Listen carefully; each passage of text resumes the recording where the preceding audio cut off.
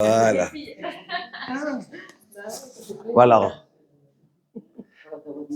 Donc, une Seudat Odaya, c'est en même temps remercier Akadosh Baruch Hu. Et Al-Kol Neshima ou Neshima Ta'alelka, on remercie en vérité Akadosh Baruch Hu sur chaque Neshima, sur chaque... Mais des fois, on a besoin d'une prise de conscience. Et des fois, on le réalise par quelque chose qui nous arrive, par un NES, par quelque chose qu'on peut prendre conscience sur qu'est-ce qu'Akadosh Baruch Hu nous met dans le monde. Madame Aboulker m'a demandé de parler quelques minutes en premier sur la mitzvah de Maaser avant de prendre la paracha. Donc, l'ilchot Maaser, en vérité, ça revient de l'ilchot tzedaka. La même manière qu'on a à donner de la tzedaka, on a la halachot de Maaser. Les halachot de Maaser, mais à Torah, d'après le rov des mefarshim, des poskim, on parle en vérité des maaserot, des perot, des fruits. Quand quelqu'un il a un champ, on a besoin d'être maaser, les perot, et toutes les brachot qui sont aussi inscrites sur maaser, des perot, des fruits.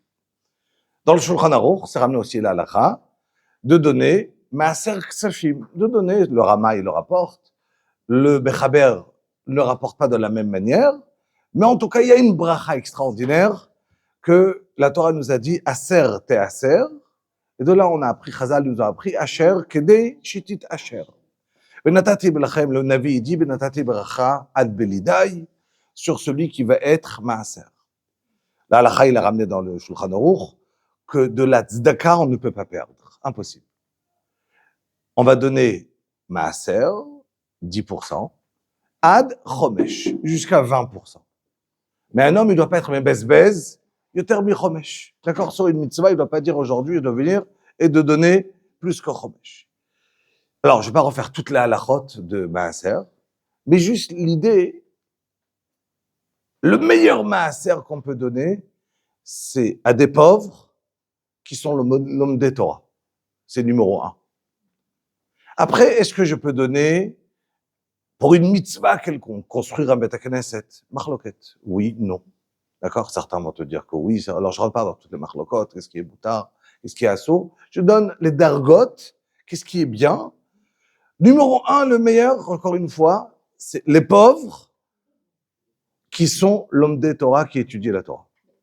Par exemple? S'ils sont pauvres. Pas forcément qu'ils sont pauvres, d'accord? Des fois, Baruch Hashem, eux-mêmes, ils ont une parnassa petite, mais leur femme qui travaille et qui peut être meilleure que beaucoup de monde, d'accord? Donc, pas forcément qu'ils sont pauvres. Pauvre, ça veut dire qu'il lui manque de quoi avoir les tzrachim tzisiim, ça veut dire les besoins vraiment les plus importants. Bassis. Nos enfants, on peut pas donner du maaser si je suis chayav de donner à un enfant Minatora par exemple, je suis obligé de donner à mes enfants à manger et à boire et à les habiller. Donc jusqu'à au moins l'âge de 6 ans. Midrabanan, ils ont dit au moins l'âge de 13 ans. Le pays va te dire que tu vas être obligé, aujourd'hui jusqu'à 18 ans, tu es obligé de donner un toit à tes enfants et donner à manger. Et Dida de Malchuta Dina, le chok dans un pays, c'est aussi une halakha qui est importante de faire attention. Donc quelqu'un il va dire, moi j'ai envie de payer les études de mes enfants avec maaser. Tant que ces enfants ils sont enfants qu'il a 6 ans, 13 ans, 18 ans, ça marche pas. D'accord? Il est censé donner avec... Faut savoir une chose. Et je donne ça en tant que règle importante. Le maaser, vaut mieux ne pas chercher comment s'en débarrasser, mais comment le donner. C'est un très bon investissement, et la halakha, elle est, on ne peut pas perdre du maaser. Perdre du maaser, on donne pas. S'endetter sur le maaser, il faut pas. D'accord? Ça veut dire que si quelqu'un, il est en minus dans son compte, en soi-même, c'est un problème d'être en minus dans le compte, parce qu'il y a un problème de ribit, d'accord? Qu'on n'a pas le droit d'être en ribit. Ribit, ça veut dire, on n'a pas le droit de prêter de l'argent et avec intérêt. Alors, quand je vais prendre de l'argent pour donner, acheter une maison, alors on fait des eteriska. Alors, avec un goy, c'est moutard. Avec un juif, c'est assourd de prêter beribit. Je n'ai pas le droit de donner à quelqu'un, tiens, et tu me rends 10% en plus. D'accord? Mais on a le droit de faire un business ensemble. Ça veut dire, j'ai le droit de dire, tu sais quoi? Viens, on investit de l'argent ensemble, Et les gains, on va se les partager. Donc, c'est plus du ribit, ça s'appelle du business. Du business, aucun problème. Qu'est-ce qu'ils font les banques? Entre les parents et les enfants. Le maaser entre les parents et les enfants, à part si les enfants, ils sont mariés et qu'ils sont pauvres, aucun problème. On peut les aider s'ils sont pauvres, qu'ils ont besoin. Ou sinon, c'est aider ses enfants, ça s'appelle pas du maaser.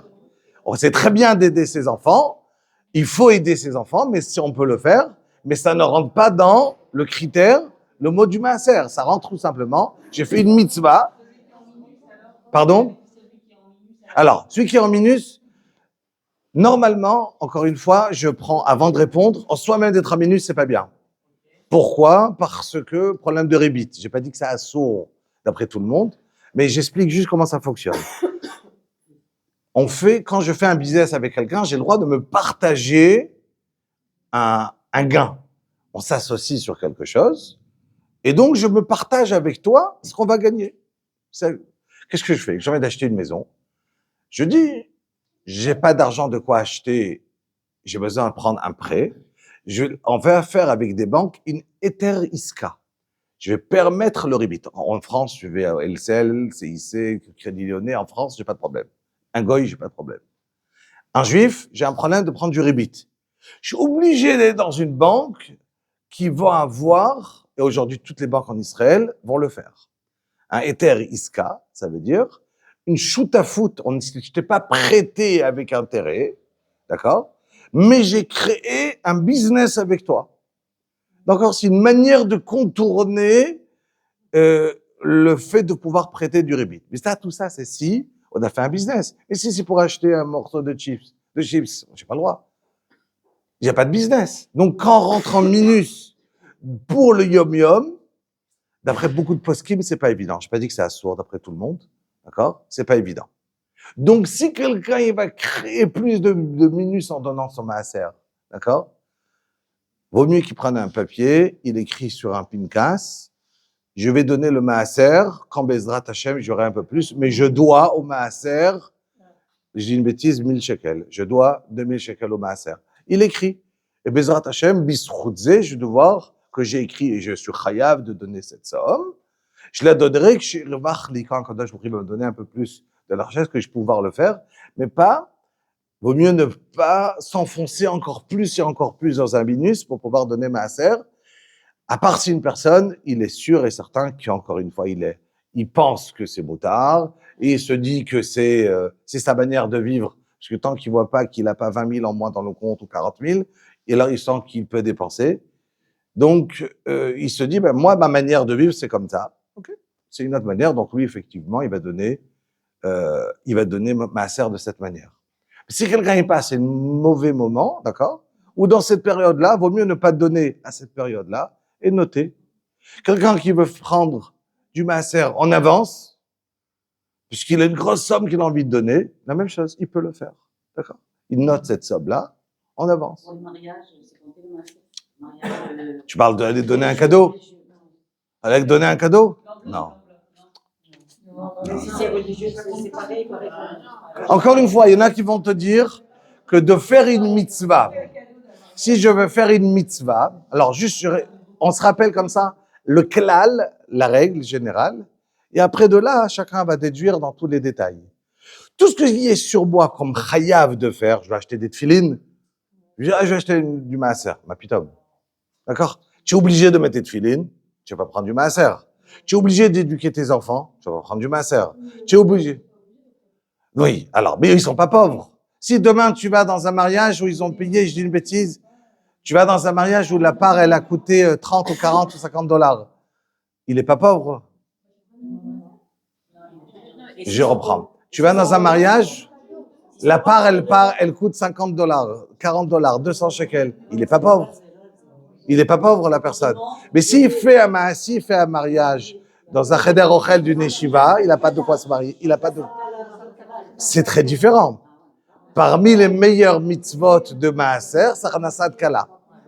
Mais Hanasat Kala, elle est très différente entre quelqu'un qui t'invite tu arrives dans un grand hôtel, il t'a invité et tu dis je vais donner un cadeau, Ou tu vas dire, j'ai quelqu'un qui n'a pas de quoi se marier, et là, je donne de mon maaser, parce que c'est en tant que pauvre. Alors, l'idée, elle est pauvre. D'accord? Mais pour beaucoup aujourd'hui, on n'appelle pas Achnasat Kala, on appelle Achnasa Kala. Ceux qui comprennent hébreu, un jeu de mots, il y a Achnasat Kala et Achnasa Kala. Pas avec Raf, mais avec Kouf. Une rentrée facile. Et donc, les petits-enfants D'accord? qui adorent, c'est pareil, c'est comme les enfants, donc on peut leur donner. S'ils sont pauvres, aucun problème. S'il est riche, non. Donc, je reprends. On reprend. Un avraire riche, ça ne veut pas dire qu'il est riche. Ça veut dire que sa femme, j'ai une bêtise, elle gagne 10, 15, 20 000 shekels par mois parce qu'elle travaille. Alors, encore une fois, s'il a 12 enfants, chaque cas, le micré. Et on ne veut pas donner une règle. On peut pas donner. Je donne la règle. La règle, elle est pauvre, moutard, qui a de quoi subvenir à tout ce qu'il a besoin, c'est plus ma sœur. C'est tout. Après, chacun, ça sera différent à lui-même. Et est-ce qu'il y a des priorités? Priorité pauvre, l'Omed Torah. C'est écrit dans l'Ara. Après, je reprends. Alors, très bien. Betty, Claire, quelqu'un qui l'Omed Torah pauvre, numéro 1. Après, il y a la famille. Après, il y a Nié Ira Kodmim, ça veut dire les pauvres de ta ville, ils sont en premier. Si quelqu'un il t'appelle, bonjour, à Dimona, il y a un pauvre, et tu as un voisin qu'il faut donner à ton voisin en premier. D'accord? Et les militaires, enfin, quand on a un petit-fils militaire, S'il n'a pas de quoi prendre ses besoins, c'est quand même pauvre. Pas parce qu'il est militaire, ça sera encore une fois. C'est une mitzvah de l'aider. D'accord? Mais parce qu'il est pauvre, parce qu'il n'a pas de quoi venir son besoin. Maintenant, que lui, il fait une mitzvah avec, c'est extraordinaire, parce que lui, j'ai envie d'acheter des sfarim. Avant, il avait écrit dans la halakha, on avait le droit d'acheter des sfarim pour la choule. D'accord? Mais pourquoi? Parce qu'avant, les sfarim n'étaient pas imprimés, ça coûtait pas 30 et 40 shekels un sefer. Un sefer, ça coûtait très cher, c'était écrit à la main, où il n'y avait pas des sfarim l'imprimerie coûtait très, très, très cher. Donc, je partais, j'ai acheté un sefer qui allait coûter une parnassa de quelqu'un. Et il me prêtait le sefer, c'était quelque chose. Donc, on a dit qu'on peut donner avec maaser, et à condition que tu vas prêter les sefarim, tu vas les mettre à la choule. Aujourd'hui, tout le monde s'achète des sefarim. Ça va coûter 30, 50 shekels un livre. C'est le prix d'une pizza. Donc, il n'y a pas une raison de prendre un livre avec un kesef maaser. D'accord? Pardon? Pourquoi il y aurait besoin? Encore une fois, c'est comme si ça fait partie de ceux qui pensent, je reprends, ceux qui pensent qu'on n'a pas, que toutes sont mitzvah. Il y en a qui pensent, dans la halakha, que tout ce qui est mitzvah, tu peux prendre. Ben, tout ce qui est mitzvah, ça fait partie en dessous, mais tout ce qui est mitzvah, tu peux prendre. Tu peux faire une mitzvah avec du maaser que tu n'es pas chayav de la faire. Une mitzvah que tu es chayav de faire, non. Une mitzvah que tu n'es pas chayav, il y en a certains qui vont te dire, pourquoi pas. Maintenant, je reçois un cadeau. Je finis avec ça parce qu'on passe la route, sinon on n'aura pas le temps de... Alors, quelqu'un il va te donner un cadeau. Voilà, pour parler, je vous donne un exemple. On marie des enfants, on va lui dire, chacun il va donner une certaine somme à ses enfants. Un, il va donner, je sais pas moi, 100 000 shekels, 200 000 shekels, 1 million pour acheter une maison. Est-ce qu'il doit donner maaser dedans? Je reprends. Quelqu'un, il se marie, il doit donner, il donne à ses enfants de l'argent pour voilà, acheter une maison. Moi, mes enfants, ils partent à la yeshiva, je leur donne de l'argent de poche. Est-ce qu'il doit donner maaser de ça? De ce que je lui ai donné? Pourquoi pas? C'est sûr que oui. D'accord? Je donne de l'argent maintenant à un enfant pour acheter une maison. D'accord? Est-ce qu'il doit donner? Alors, non. Alors, ça va dépendre. Regardez. Regardez, je vous donne une logique, mais après, vous la mettez dans autre part. Quand je dis qu'il faut faire un accident avec une voiture rose, pas faire la voiture verte, une voiture blanche. C'est la même idée. Donc, je vous donne la règle, et c'est à vous de la reprendre et l'extrapoler dans toutes les idées que vous aurez. La règle, elle est simple. Si maintenant, encore une fois, je donne à quelqu'un de l'argent, il doit prendre ma sœur. Mais si je lui donne un objet, d'accord, si je lui donne à quelqu'un, tiens, je t'offre un morceau de chips, est-ce qu'il doit faire ma sœur de la chips? Non, c'est pas de l'argent. Très bien, pourquoi? Il doit pas dire, je prends une seconde un petit peu. Pourquoi? C'est un objet, je dois pas donner ma sœur sur cet objet-là. Donc, si je donnais à quelqu'un, je lui dis, tiens, je te donne maintenant 100 000 shekels pour acheter une maison. Mais le but, il est la maison, c'est comme si je lui donnais une morceau de maison. Donc, il doit pas faire ma sœur. Si je donne à quelqu'un pour acheter un cadeau, si je lui donne, tiens, prends 300 shekels, vas-y t'acheter quelque chose. Qu'est-ce qu'il doit faire? Ma sœur. Mais si je lui dis, prends 300 shekels, vas-y t'acheter une jupe, vas-y t'acheter une robe, là, il doit pas faire ma sœur. Celui qui fait. Pourquoi? J'ai donné, c'est un objet que je t'ai donné sous forme d'argent, mais je t'ai donné un objet. Il doit compter, si je lui ai offert ça, il doit en soi-même écouter. Si je donnais à quelqu'un que je compte sur lui, tiens, je te demande le cadeau que je t'offre, c'est ça, mais je veux que tu le choisis toi-même, il ne doit pas donner ma sœur. Mais si je t'offre de l'argent, en soi-même de l'argent, là, tu dois donner ma sœur.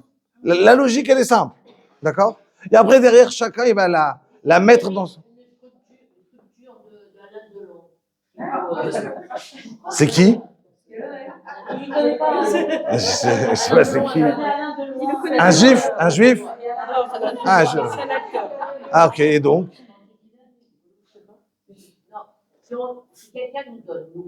Donc, posez la question, est-ce qu'on a le droit de donner de la tzedaka à un goy, c'est ça? Enfin, ça saut. On donne. Est-ce que je vois dans le métro, je vois quelqu'un qui dit, monsieur, j'ai faim, je veux. Est-ce que j'ai le droit de lui donner de l'argent? Non. Non, mais on peut, mais c'est pas Non. Non. On ne donne pas de l'argent à un goy. À un goy, on ne donne pas de l'argent. Celui qui donne l'argent. Juste, rabotaille. Non, je parle pas de maaser.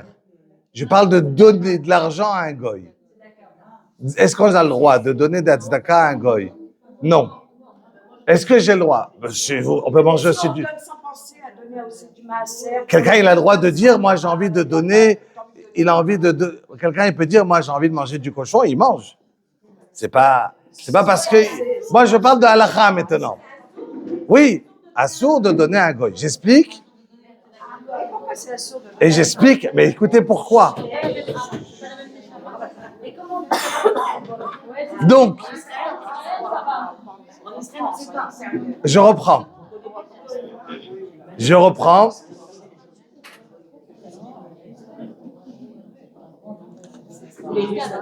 Donc, pourquoi c'est assourd de donner et qu'est-ce qui est assourd?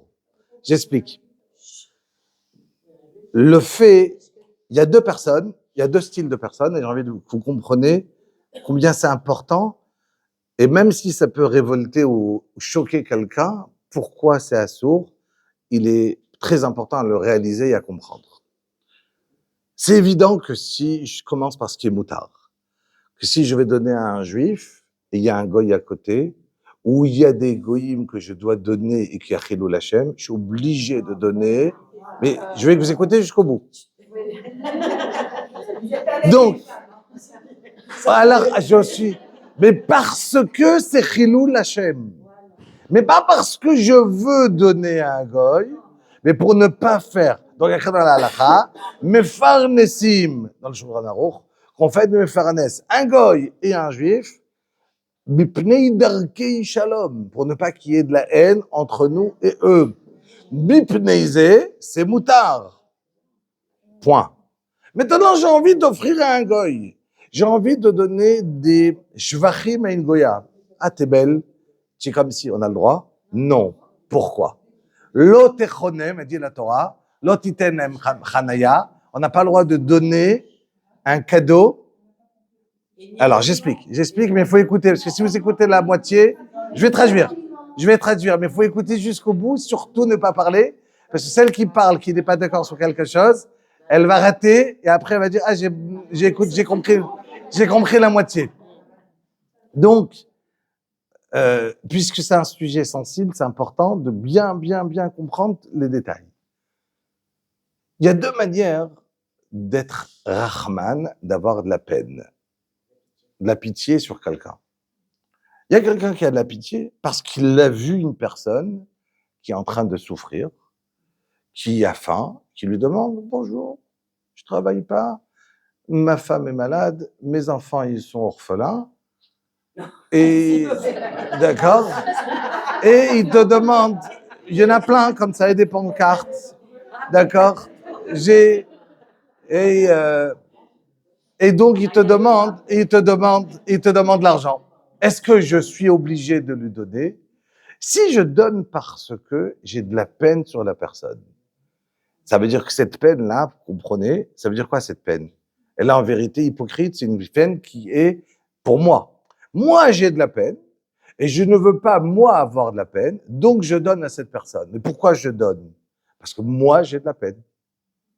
Mais si maintenant je te dis qu'à cet instant-là, que tu n'as pas de la peine, il y a ton frère qui a besoin de l'argent, et que tu le vois même pas, et que tu penses pas à lui parce qu'il habite, lui, à Dimona, à Beersheba, ou autre part, et que lui, il a plus besoin de l'autre, ou autant.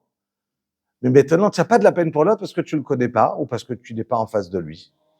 Alors quoi? Parce que tu es en face d'une personne, c'est ce qui va décider, est-ce que tu dois donner à la personne? Quoi? Ça veut dire que c'est pour calmer voilà, de se dire, moi, ça m'est trop dur de voir quelqu'un. Alors, en vérité, tu penses pas à lui, tu penses à toi. Parce que si tu penses aux pauvres, je vais te trouver plein de pauvres à qui tu peux faire. Plein, je vais te trouver.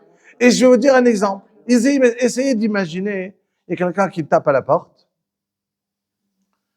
et qui me dit, voilà, bonjour monsieur, j'ai pas où dormir, j'ai très faim, ça fait 2 jours que j'ai pas mangé, et est-ce que vous pouvez m'aider?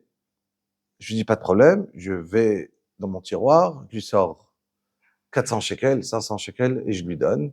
Je dis, tiens, tu as un hôtel à côté, prends-toi un restaurant pour ce soir, et vas-y manger.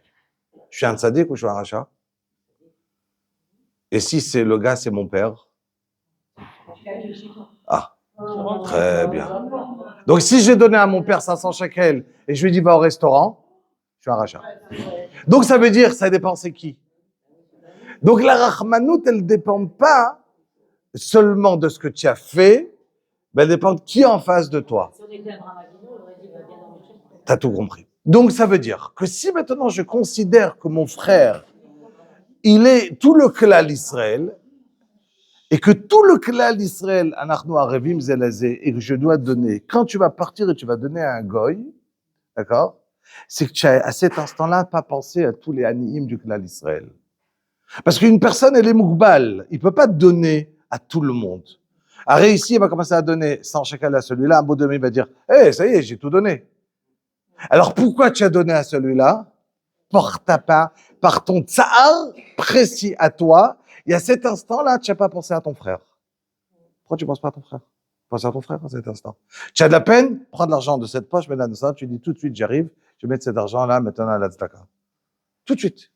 Tu as de la peine? Ça veut dire que tu dois dire dans ta tête, à cet instant-là, te renforcer à donner à qui?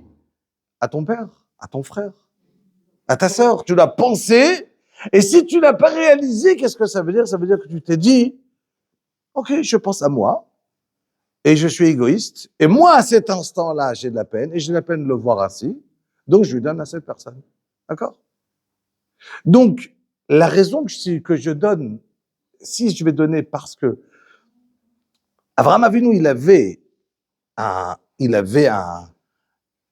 il cherchait les gens pour leur donner la tzedaka. Noach, il voyait quelqu'un qui a de la peine, il vient l'aider. La grandeur de Chesed d'Abraham, c'est aller se mettre dans une situation de chercher une personne qui a besoin de l'aide. C'est pas, on m'a appelé, on m'a demandé de l'aide, là je fais de l'aide. D'accord? Donc chercher, car je sais qu'il y a une personne qui a besoin de l'aide, et je veux me mettre dans une situation où je veux avoir de l'aide. David Ameler, Avti ki ishma Hashem et koli tachadunai, D'accord? Il aime quand Hachem, il écoute. Quelqu'un, il aime pas quand Hachem, il écoute. Tout le monde, il aime quand quelqu'un, il prie. Mais qu'est-ce qui continue? Je sais que quand on a des problèmes, Hachem, il est proche de toi. Je suis d'accord d'être dans le problème pour qu'Hachem, il m'écoute. Ah, moi, je veux être pas le problème et qu'Hachem, il m'écoute pour ne pas avoir des problèmes. Mais lui, il va être tellement proche d'Akadosh Baruch Hu, alors il va chercher des problèmes. Ah, ça, c'est David Ameller. C'est parce que moi, mon but qu'Hachem, il m'écoute, c'est ne pas avoir le problème.